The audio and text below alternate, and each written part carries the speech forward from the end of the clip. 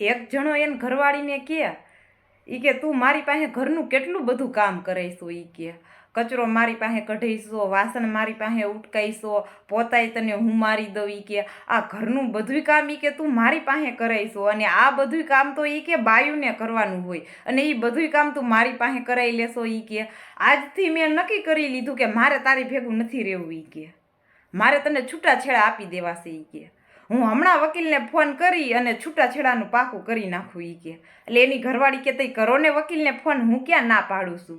એટલે એને ઘરવાળાએ તો વકીલને ફોન કર્યો, એટલે એક આખી રીંગ વાગી ગઈ ને તોય વકીલે ફોન ન ઉપાડ્યો. તો ઓલાય બીજી રીંગ કરી, એટલે વકીલે ફોન ઉપાડ્યો.